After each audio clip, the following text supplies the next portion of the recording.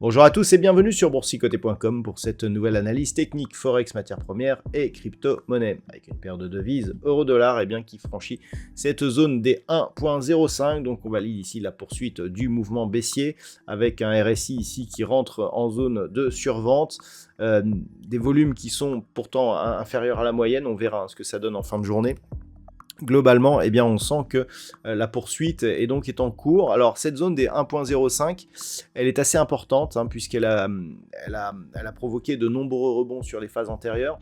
Donc là, pour l'instant, l'amplitude de cassure n'est pas assez forte pour vraiment confirmer à une réelle cassure je dirais forte de cette zone. Il va falloir tout de même surveiller puisque d'un point de vue moyen terme, ce serait une zone qui n'aurait plus été cassée durablement depuis ici la fin de l'année 2022. Donc on est fin 2024, ça faisait 2 ans qu'on n'était pas sur de tels niveaux. Donc il va falloir attendre un petit peu. Si par exemple on revenait sur 1,0360, là clairement on serait sur un retournement de tendance et on pourrait éventuellement sur rupture même de cette zone, aller chercher des niveaux qui nous rapprocheraient de la parité. Donc c'est un signal très, très baissier que nous avons ici sur la période de devise euro-dollar, puisque pour se retourner, il faudrait au minimum repasser au-delà des 1,0730. Sur la paire de devises livre sterling contre dollar américain, on est là aussi sur sur la cassure d'une zone majeure, la zone ici des 1.2610 qui avait été testé précédemment. On avait eu un début de tentative de rebond et puis finalement on recasse aujourd'hui. Donc là clairement c'est aussi une zone qui n'avait pas été cassée lors de cette précédente phase d'évolution. Donc là on est sur des cotations que l'on n'avait plus vues depuis le mois de mai. C'est un peu plus récent que ce que l'on a sur la paire de devises euro-dollar, mais globalement on sent bien ici que on pourrait encore une fois accélérer. Ce niveau est un niveau important. D'un point de vue moyen terme, la prochaine zone de support se situe ici sur la zone des 1.2390, voire même ici cette zone de points bas que nous avons sur des niveaux proches des 1.2340. Donc globalement, on peut encore descendre, on a du potentiel sur cette paire de devises. On a rebondi ici, on est sorti de la phase d'excès et on repart ici à la baisse en cassant ici cette zone qui était un support. Donc on a clairement du potentiel et on reste baissier, toujours sur cette paire de devises. Le niveau de retournement interviendrait au-dessus des 1,2870.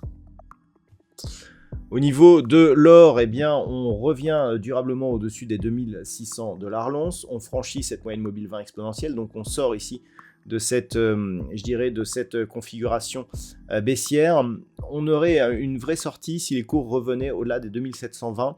Là, on est plus rentré dans une zone neutre et on le restera tant que l'on sera ici entre 2600 et 2720 $ l'once. Pour l'instant, donc, d'un point de vue moyen terme, ça reste haussier, puisque finalement, ici, cette phase de consolidation est venue toucher la zone de retracement à 50%.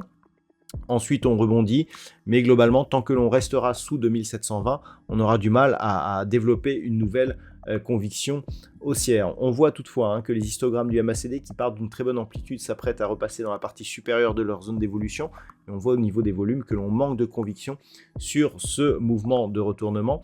Donc pour l'instant, ça neutralise. On attendra éventuellement un retour au-dessus des 2720 pour reprendre un biais haussier sur cet actif.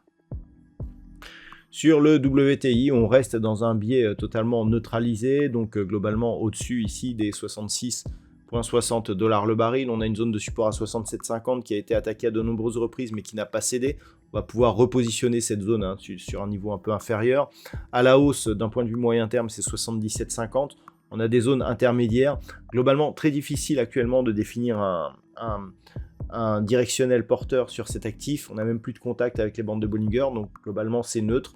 Il faudrait repasser au minimum au-delà des 74 $ le baril pour redonner un biais positif et une rupture ici des 66,75 $ le baril nous donnerait un signal baissier, mais entre les deux c'est totalement neutre. Et enfin sur le Bitcoin, c'est l'accélération. Alors c'est très intéressant ce que nous avons.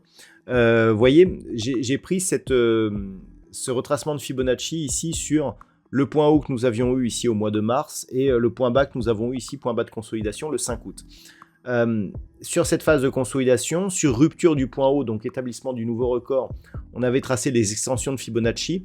La première extension ici était à 88 962.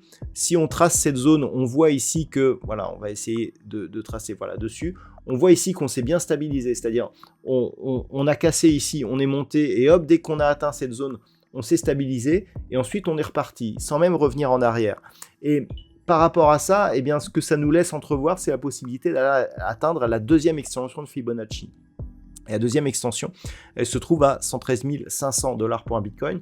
Donc, a priori, la zone ici psychologique des 100 000 pourrait être cassée avant même cette fin de semaine, hein, puisqu'on a atteint plus de 99 000 aujourd'hui. 99 000, ouais, on a dépassé cette zone.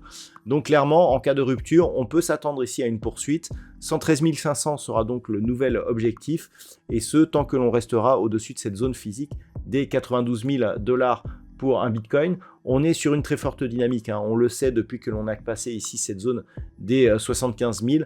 Un Bitcoin qui est, selon de nombreux observateurs, ne fait plus l'ombre d'un doute qu'il va arriver aux 100 000 avant la fin de l'année. Donc ça reste haussier pour cet actif, avec un potentiel haussier qui n'est pas entamé.